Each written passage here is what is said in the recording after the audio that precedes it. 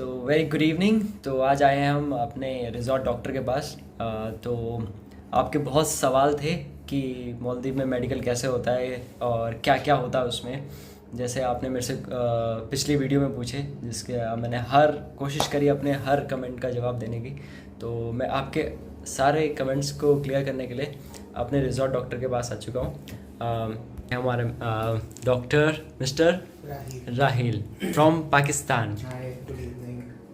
यहाँ पे इवनिंग हो रही है तो इसलिए गुड इवनिंग। Yes. क्या हाल है आप लोगों का? ठीक ठाक। तो मेरा नाम डॉक्टर राहिल है और मुझे मालदीव में ऑलमोस्ट 10 इयर्स हो चुके हैं। जी सर। तो वीडियोस देखी मैंने सौरभ की, काफ़ी अच्छा पोटेंशियल है, इज़ डूइंग वेरी वेल। इस इंटरव्यू के बीच में ये आया ना, इसे देख के मुन्ना भाई वाली याद आ गई कि ज़्यादा टिकना मत देना मुझे, हर 2 मिनट में कॉल करना, एमरजेंसी बोल के बुला लेना मुझे। चलो है, आप लोगों के काफ़ी क्वेश्चंस थे, काफ़ी क्वेरीज थी, तो आज हम कोशिश करेंगे कि उनको कवर अप कर सकें जितना हो सकेगा। तो सौरभ कैन स्टार्ट। यस, बड़े फैन है, पे मेरी वीडियो लगा रखी है और मेरे को आप लोगों के क्वेश्चंस हैं, तो ज़्यादा होने की ज़रूरत नहीं है, आपके सारे सवालों के जवाब दिए जाएंगे। तो चलिए शुरू करते हैं। तो जैसे कि आपके क्वेश्चंस है कि ब्लड टेस्ट में क्या क्या लेते हैं, हेपेटाइटिस बी क्या होता है, और इसमें अगर और चेस्ट एक्सरे में अगर दाग हैं तो क्या होगा, ब्लड टेस्ट में ठीक है मुझे पहले टीबी हुआ था तो अब क्या होगा। तो काफ़ी इंक्वायरीज़ है आपकी, तो हमारे रिजॉर्ट डॉक्टर आपकी सारी इंक्वायरीज़ को पूरी करेंगे। तो आइए चलते हैं। जी, तो देखिए, सबसे पहले मालदीव्स आने के लिए जो आपको चाहिए वो ये है कि इंडिया से जो आपके टेस्ट होंगे वो तो सौरभ ने आपको पहले ही गाइड कर दिया कि वो क्या क्या टेस्ट होंगे। मालदीव्स आने के बाद जो भी रिजॉर्ट या किसी भी कंपनी में अगर आप जॉब करना स्टार्ट करते हैं तो आपको वर्क परमिट दिया जाता है। उस वर्क परमिट के लिए आपको मेडिकल करवाना पड़ता है। अगर वो मेडिकल क्लियर होता है then you are allowed to work, if not then you can not. तो उस वर्क परमिट मेडिकल में क्या क्या चीज़ें होती हैं, उसमें एक आपका कंप्लीट ब्लड टेस्ट होता है, ठीक है, इसमें सारे बॉडी के ब्लड सीपी कहलाता है वो कंप्लीट पिक्चर, और उसके साथ कुछ आपके हेपेटाइटिस बी और सी के टेस्ट किए जाते हैं, और इसके सेक्सुअली ट्रांसमिटेड डिजीजेस जिन्हें हम VDRL कहते हैं उनके टेस्ट किए जाते हैं। ये आपके ब्लड टेस्ट हो गए। और सेकंड आपका यूरिन DR किया जाता है, यूरिन डिटेल रिपोर्ट, इसमें देखा जाता है कि आपको कोई इन्फेक्शन वगैरह तो नहीं है।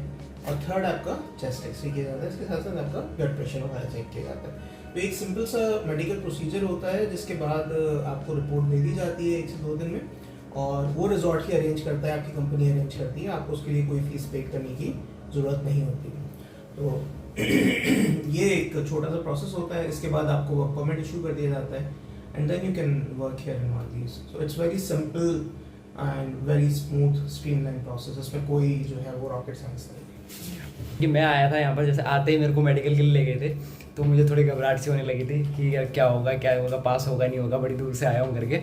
तो जब मेरा क्या कहते हैं ब्लड प्रेशर चेक किया गया, तो पता नहीं क्या हुआ, ब्लड प्रेशर लो आने लग गया तो ब्लड प्रेशर लो आया, तो उसने कहा आपने कुछ खाया वगैरह, तो मैंने कहा हाँ कुछ खाया था, बट आई थिंक सो आप जैसा मैं अभी आया हूँ और आते ही मेरा मेडिकल हुआ, तो शायद मैं उस वजह से थोड़ा घबरा गया हूँ।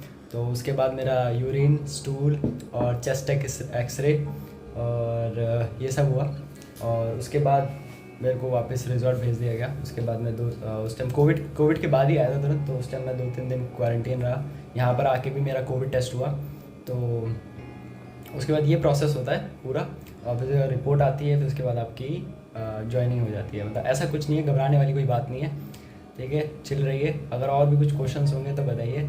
तो सर मैं एक चीज़ शेयर कर दूं कि जो आपका ब्लड टेस्ट है उसमें ज़रूरी नहीं है कि आपका हल्का फुल्का अगर कोई ब्लड के अंदर इन्फेक्शन है तो you can work, that's not a problem. इसके अलावा अगर यूरिन में भी हल्का फुल्का इन्फेक्शन है तो आप काम कर सकते हैं, आपका वीज़ा रिजेक्ट नहीं होगा, आपको वर्क परमिट मिल जाएगा। मगर अगर आपको हेपेटाइटिस बी या सी में से कोई चीज़ पॉजिटिव आती है या आपका VDRL पॉजिटिव आता है, then that is an hurdle कि उसमें आपका वीज़ा वर्क परमिट इशू नहीं हो सकता। या इन केस अगर आपका चेस्ट एक्सरे के अंदर जो है वो टीबी आ जाती है, जी, तो वो even if it's a resolving TB also, तो वो भी चीज़ जो है वो एक्सेप्टेबल नहीं होती है। जिसको पहले हुआ था और वो अभी ठीक हो गया है, तो हाँ, वो देखें असल में होता है कि टीबी ठीक होने के बाद भी उसकी जो कंसोलिडेशन होती हैं वो लंग्स के अंदर जी। मौजूद रहती हैं।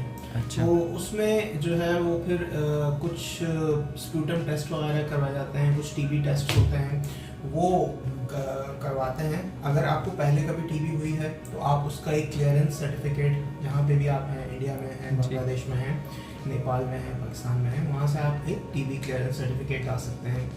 और दूसरा ये कि यहाँ पे आने के बाद आपको शो कर सकते हैं, और आपका अगर एक्सरे में भी आता भी है तो आप बता दें कि आपने ये पूरा टीबी का कोर्स जो कि 9 महीने का होता है वो आपने कंप्लीट किया हुआ है, तो then it is fine, it is not a problem. Okay. और मान लो किसी को पाइल्स है और वो, क्योंकि ये क्वेश्चन भी मेरे पास आए थे। नहीं, ऐसा कुछ भी नहीं। पाइल्स, लेकिन पाइल्स नहीं चेक होते क्योंकि वो एक अलग ही सिनेरियो हो जाता है। तो यहाँ पे असल में जो हम बात कर रहे हैं ब्लड टेस्ट की, वो ऐसे ब्लड टेस्ट हैं कि जो जिनकी वजह से वो डिजीज़ कम्युनिकेबल है ना। जी। अब टीबी जो है वो कम्युनिकेबल डिजीज़ है, एक जी। इंसान से दूसरे इंसान को लग सकती है। जी। हम सेक्सुअली ट्रांसमिटेड डिजीज़ की बात करते हैं तो ये भी एक इंसान से दूसरे इंसान को लग सकती है, इसी तरह हेपेटाइटिस बी और सी का भी यही प्रोसीजर है। तो इसी वजह से यहाँ पे काफ़ी केयर की जाती है इस चीज़ की, क्योंकि एक छोटी सी कंट्री है, it's a very very small country, और यहाँ 3 से 4 लाख की पॉपुलेशन है। जी। बड़े आइसोलेटेड से आइलैंड्स हैं यहाँ पे, थोड़ी बहुत आबादी होती है, तो ये लोग जी। काफ़ी निटी ग्रिटीज़ में जाते हैं हेल्थ केयर के, और ये लोग इतने आसानी से वो नहीं करते। तो बहरहाल अगर इन चीज़ों में से आपको कोई कम्युनिकेबल डिजीज़ कभी नहीं है, then Maldives is open for you. You can come and you can work here. It's a beautiful place. That's not a problem. जैसे जो स्प्रेडिंग डिजीज़ है बस उसी में थोड़ा प्रॉब्लम है रिजॉर्ट्स में, क्योंकि यहाँ एक ही जगह रहना है आपको, एक ही साथ में रूम में रहना है, जो जल्दी स्प्रेड हो जाती है, बस उसलिए ये रिस्ट्रिक्टेड करते हैं यहाँ पर।